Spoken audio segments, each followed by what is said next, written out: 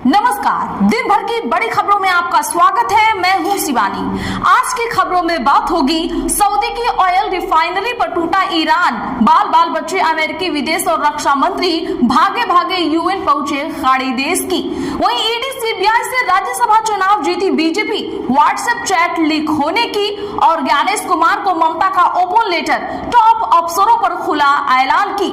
साथ ही सीएम योगी को बड़ा झटका, क्या हिंदू लिस्ट से बाहर नहीं दे पाए सबूत की। और खबर के अंत में बात होगी वर्ल्ड हैप्पीनेस रिपोर्ट में भारत की पिछड़ी रैंकिंग की। इसी के साथ आज दिन भर की सभी बड़ी और प्रमुख खबरों को जानेंगे विस्तार से। उससे पहले एक नजर सुर्खियों पर। नीतीश के कार्यक्रम में आलू प्याज की लूट, कर्मचारी नींबू लेकर भागे। मुंगेर में सब्जियों से समृद्धि यात्रा लिखा था, सीएम के जाते ही टूट पड़े लोग। अभिमुख तेजस्वानंद बोले सीएम योगी असली हिंदू नहीं। बिलासपुर में कहा 40 दिन में भी साबित नहीं कर पाए यूजीसी नियम हिंदुओं को बांटने वाला। कुमार विश्वास बोले कमलनाथ की बारात से बाराती गायब। कवि कौशलेंद्र ने कहा जिस जगह रहूं मौज में रहूं, भगवान मुझे सिंधिया बना दो। अनंत सिंह को दुलार चंद यादव कांड में मिली जमानत, 4 महीने बाद पटना हाईकोर्ट ने दी राहत। निजी टीज छोड़ें, पार्टी का साथ दें। विधानसभा चुनाव से पहले के सुधाकरन को एंटनी की नसीहत। कोंडा उपचुनाव के लिए आपने चला बहुजन कार्ड, चुनावी मैदान में ताल ठोकेंगे व्यवसायी गीतेश नाइक। उल्टी गंगा ना बहाएं, लैंड फॉर जॉब मामले में लालू परिवार पर राउज एवेन्यू कोर्ट सख्त, दस्तावेज मांगने वाली अर्जी ठुकराई। शशि थरूर का बड़ा दावा, बोले यूडीएफ को मिलेंगी 85 से 100 सीटें, भाजपा को लेकर कही यह बात। असम चुनाव में जेएमएम की एंट्री, झारखंड से बाहर भी हेमंत सोरेन बढ़ाएंगे अपना दायरा, इतनी सीटों पर लगाएंगे दांव। 50 से ज्यादा प्रशासनिक अधिकारियों के तबादले पर वेस्ट बंगाल में सीएम ममता ने भाजपा को घेरा, बताया अघोषित आपातकाल। अपनी पार्टी लॉन्च करने जा रही है के कविता, हाईकोर्ट ने रजिस्ट्रेशन के लिए ईसी को दिया निर्देश। अमेरिका को चीन की नसीहत, ताइवान पर बयान को लेकर दिखाई सख्ती, ईरान में सैन्य कार्रवाई रोकने की अपील। सरकार बोली ऑनलाइन सिलेंडर बुकिंग बढ़कर 94% तक पहुंची, पैनिक बुकिंग में कमी, अमेरिका से एलपीजी की सप्लाई हो रही, कीमतों में बढ़ोतरी नहीं। एडीआर रिपोर्ट, राज्यसभा के 73 सांसदों पर क्रिमिनल केस, इनमें भाजपा के सबसे ज्यादा 27 सांसद शामिल, 31 एमपीज अरबपति, बीआरएस सांसद के पास 5300 करोड़ रुपए मिले। जापानी पीएम 2-3 दिन के लिए अमेरिका हुए रवाना, पश्चिम एशिया में संघर्ष पर ट्रंप से करेंगी बात। दम है तो फैसल रहमान को निकालें, नेता विपक्ष की कुर्सी चली जाएगी, तेजस्वी को बीजेपी का खुला चैलेंज।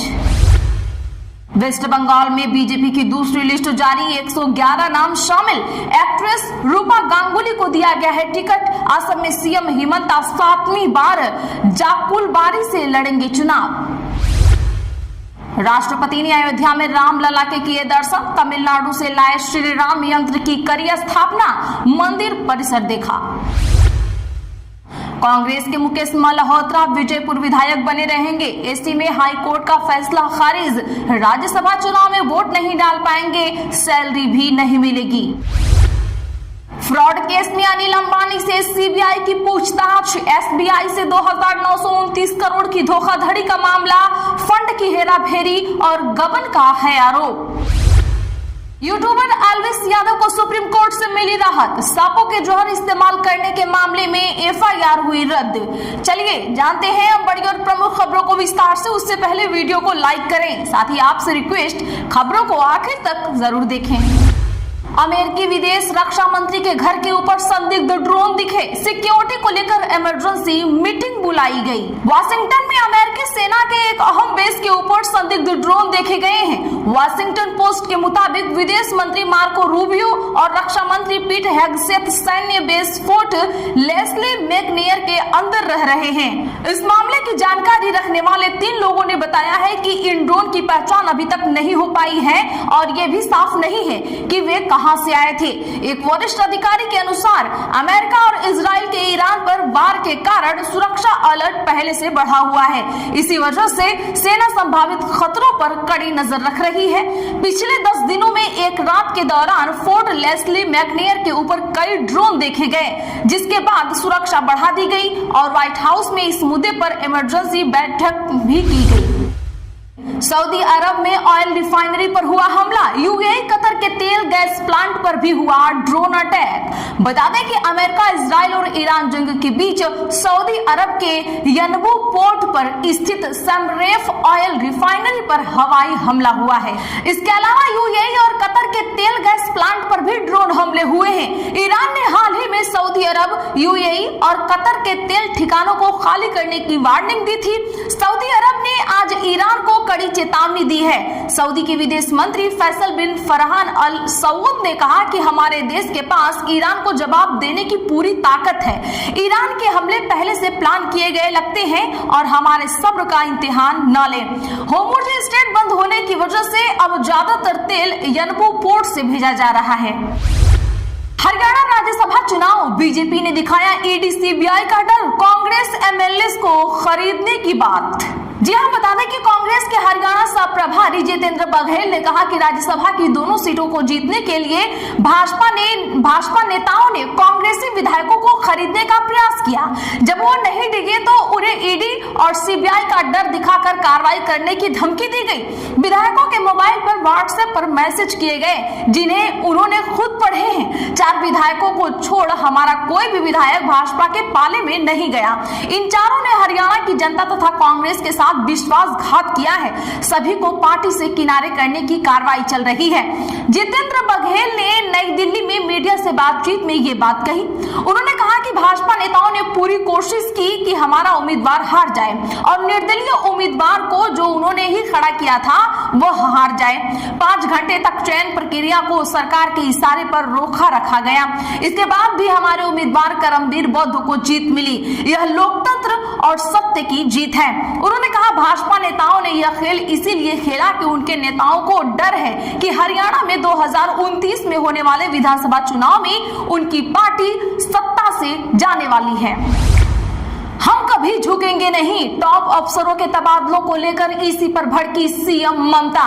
बता दें कि पश्चिम बंगाल में चुनाव के ऐलान के बाद मुख्य सचिव, गृह सचिव सहित टॉप 50 से अधिक अधिकारियों का तबादला किया गया है। चुनाव आयोग के तबादले के आदेश पर तृणमूल कांग्रेस की सुप्रीमो और राज्य की मुख्यमंत्री ममता बनर्जी ने चुनाव आयोग पर जमकर निशाना साधा और कहा कि वह कभी भी इस धमकी के आगे नहीं झुकेंगी। ममता बनर्जी ने फेसबुक पर लिखा कि जिस तरह से चुनाव आयोग ने बंगाल को निशाना बनाया है वह न पहले कभी झुका हुआ है और न ही कभी वह चिंता करेगा, न ही कभी झुकेगा।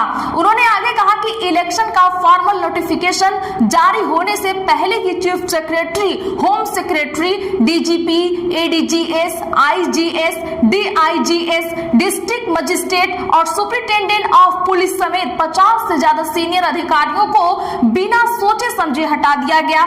ये कोई एडमिनिस्ट्रेटिव एक्शन नहीं है, बल्कि यह सबसे ऊंचे लेवल का पॉलिटिकल दखल है। ईरानी हमलों से घबराए खाड़ी देश, आनन फानन में पहुंचे यूएन, बोले तुरंत करो बहस। बता दें कि अमेरिका और ईरान युद्ध अब भीषण जंग में तब्दील हो गया है। ईरान अमेरिका से बदला लेने के लिए खाड़ी देशों में मौजूद उसके ठिकानों पर हमले पे हमला कर रहा है। इसके साथ ही वह कच्चे तेल की प्लांट को भी निशाना बना रहा है, जिससे दुनिया में ऊर्जा संकट पैदा हो सकता है। इन सबसे घबराए खाड़ी देश आनन फानन में यूनाइटेड नेशन यानी यूएन पहुंचे हैं और तुरंत ही बहस करने की मांग की है।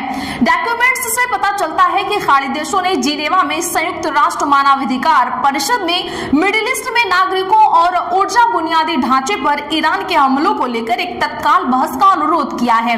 खाड़ी देशों द्वारा भेजा गया एक राजनयिक नोट में Bahrain, Jordan, Kuwait, Oman, Qatar, Saudi अरब और संयुक्त अरब इराक पर बैलिस्टिक मिसाइल और ड्रोन हमलों को अंतरराष्ट्रीय शांति और सुरक्षा के लिए गंभीर चिंता का विषय बताता है, जिसके मानवाधिकारों पर गंभीर प्रभाव पड़ते हैं। ईरान पर अमेरिका इजराइल युद्ध का विस्तार, जो अब अपने तीसरे सप्ताह में प्रवेश कर चुका है, उसने खाड़ी देशों में ऊर्जा और नागरिक बुनियादी ढांचे पर ड्रोन और मिसाइल हमलों के रूप में बड़े पैमाने पर ईरानी जवाबी कार्रवाई को जन्म दिया है। नीतीश के कार्यक्रम में आलू प्याज की लूट, कर्मचारी नींबू लेकर भागे, मुंगेर में सब्जियों से समृद्धि यात्रा लिखा था। जी हां, बता दें कि नीतीश कुमार समृद्धि यात्रा के चौथे चरण में आज मुंगेर और लखीसराय पहुंचे। मुंगेर में उनकी यात्रा खत्म होते ही आलू प्याज, नींबू, बैंगन समेत अन्य सब्जियों की लूट मच गई। दरअसल नीतीश के स्वागत में सब्जियों से समृद्धि यात्रा लिखा गया था। जैसे ही नीतीश कुमार सभा खत्म करके निकले, लोग सब्जियों पर टूट पड़े। बकायदा झोले में वो सब्जियां भर भर कर लेकर गए। अधिकारी लोगों को समझाते रहे, लेकिन किसी ने उनकी सुनी नहीं। कोई नींबू तो कोई प्याज तो कोई आलू झोले में भरता दिख रहा है। सब्जियों से सजावट कृषि विभाग की तरफ से की गई थी। वर्ल्ड हैप्पीनेस रिपोर्ट में इजराइल दुनिया का 8वां सबसे खुशहाल देश, पाकिस्तान की रैंकिंग भारत से ऊपर। जी हां, संयुक्त राष्ट्र ने आज वर्ल्ड हैप्पीनेस रिपोर्ट 2026 जारी की है। इसमें लगातार 9वीं बार फिनलैंड को दुनिया का सबसे खुशहाल देश बताया गया है। 147 देशों की सूची में पाकिस्तान 104वें नंबर पर है, वहीं भारत 116वें स्थान पर है।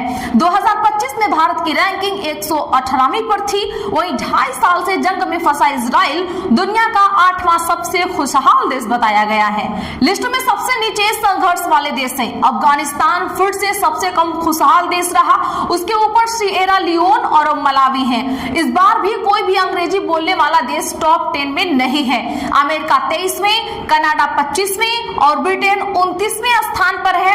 फिनलैंड जैसे देशों की खुशी का कारण अच्छी आर्थिक स्थिति, बराबरी से संसाधनों का बंटवारा, मजबूत वेलफेयर सिस्टम और बेहतर जीवन स्तर है। रिपोर्ट के मुताबिक ज्यादा सोशल मीडिया इस्तेमाल से कई देशों में युवाओं की खुशी और मानसिक स्थिति पर बुरा असर पड़ा है। तो आज के लिए बस इतना ही। ऐसी ही खबरों के लिए चैनल सब्सक्राइब करें और बगल में घंटी के निशान को जरूर दबा लें। वीडियो को लाइक और शेयर करना ना भूलें।